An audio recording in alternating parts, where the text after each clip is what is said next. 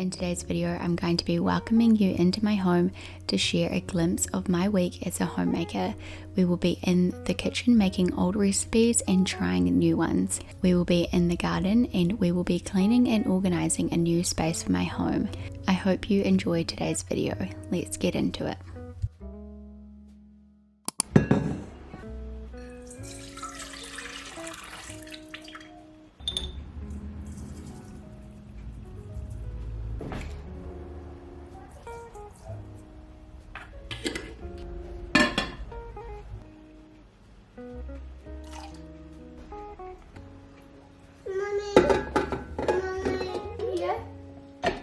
What is it?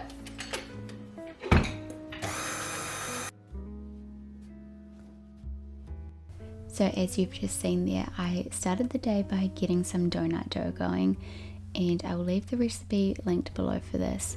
But the original recipe made too many donuts for us, so I cut it in half and it made the perfect amount. I wanted just to make some plain cinnamon sugar donuts this time because I'm always making flavorings to go on top, and I say that as if I make donuts that often. I really don't. It's a special treat for my family. But I wanted to make nice small cinnamon sugar donuts, and these went down a treat. I actually don't have a donut cutter, so I just used a glass as you've seen there, and then for the centers I stuck a knife through the middle and then I used my fingers to widen the hole, and this worked fine, and it also meant there was no extra wastage. Normally if I would cut the centers out, I would also just cook those and have little donut balls, but this worked well as well. Of course, I was going backwards and forwards between jobs while these donuts were rising and cooking. This is not a quick process to make donuts, as I'm sure you will know if you've made them before.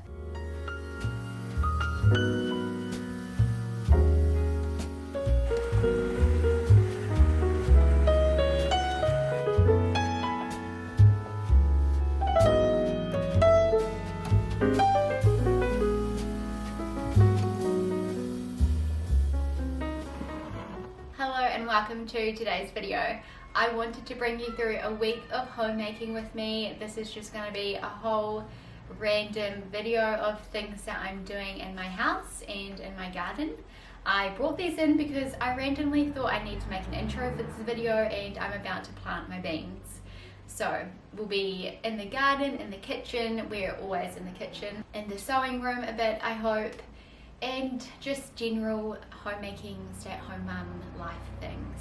I hope that you enjoy this video. This is a different one for me to film, and I'm not naturally a person to want to pull my camera out when I'm cleaning or being productive in the home. I just enjoy doing it. So it's going to pull me out of my comfort zone a little bit and challenge me, but that's good, and I hope I can create a beautiful video for you guys to enjoy. My mother-in-law gave me some bean seeds, so this is what I'm planting here around my corns and below my trellising so that it can climb.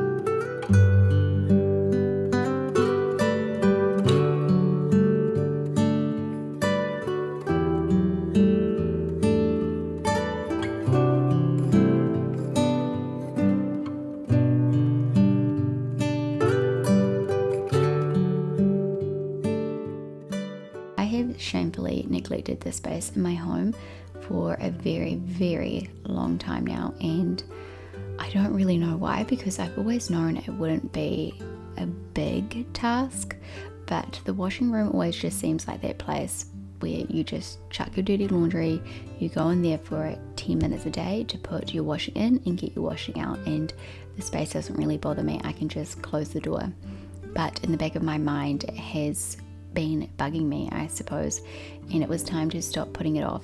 The main reason that I felt so motivated to do this task was because I had these shelves in the washing room that I knew I wasn't using for anything, and I wanted to make them more practical and useful. So I cleared everything off and put it into the place where it's supposed to be, and I think I'm going to turn them into my second pantry where I can have backup staple ingredients, as well as I plan to do a little bit of canning and preserving of our garden produce this year, so I want to have a place to store those.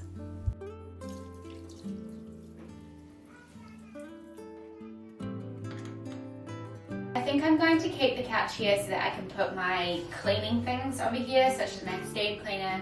I have a couple of clotheslines that I use in the winter time, as well as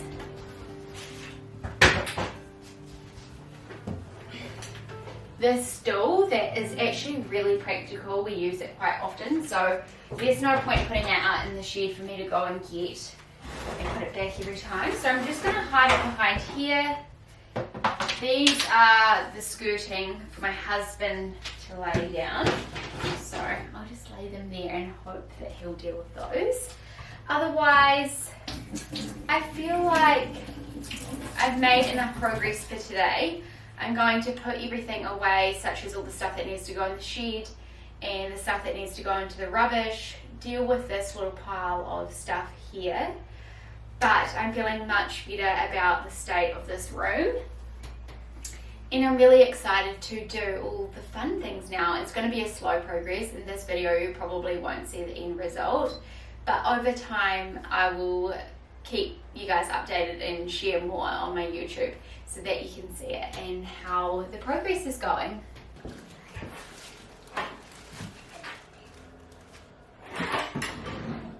Speaking of canning and preserving, I picked up 6 kgs of Seconds apples the other day from the farmer's market. So these were blemished and bruised, so they were best for stewing. I decided to make some applesauce with them because I think applesauce could be quite a versatile thing to have on hand.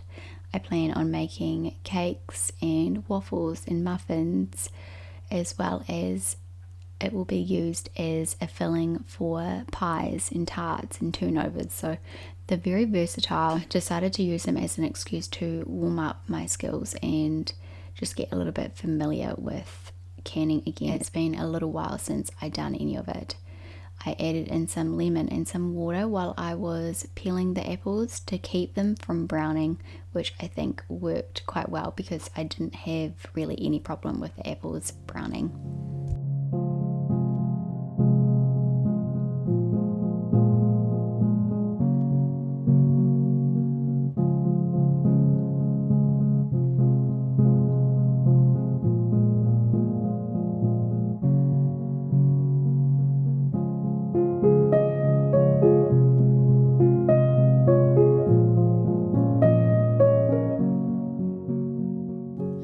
The recipe from my ball preserving book, which I bought a few years ago. This has come in really handy. It was a really simple recipe using sugar, lemon, water and apples basically, and just letting them boil down and blending them up and then adding them into the jars to preserve. This book has so many different recipes using things I would never even think to use or know what to use, even just giving me inspiration for different recipes that I would like to try when I'm a little bit more confident with the basic recipes. So thankfully my father-in-law helped me peel these apples, and then I chopped them up into small cubes before boiling them down in some water.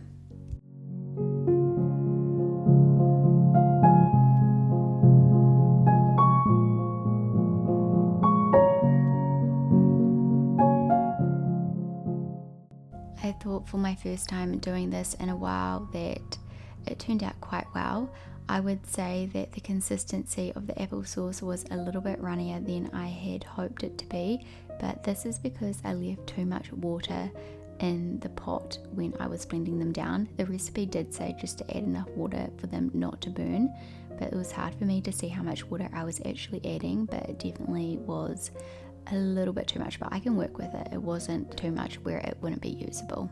The lemons that I added into the sauce were from our garden. They're lemonade lemons, so they're a little bit sweeter than normal, but that's all we had, and I didn't want to go out and buy lemons. There are a couple chunky bits left in the applesauce, but that's okay. They will still go into the jars. I wasn't going to bother blending them all up.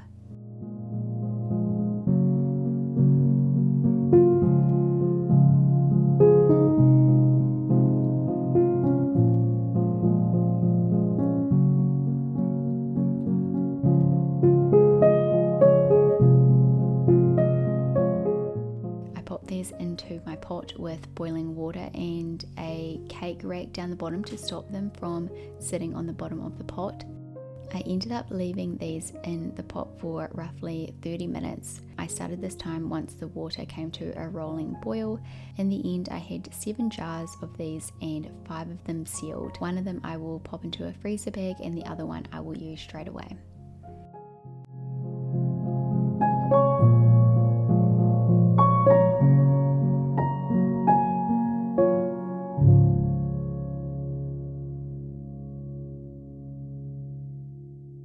Thank you for joining me on today's video. This one was a wee bit of a short one, but I still hope you enjoyed seeing a glimpse into my week as a homemaker.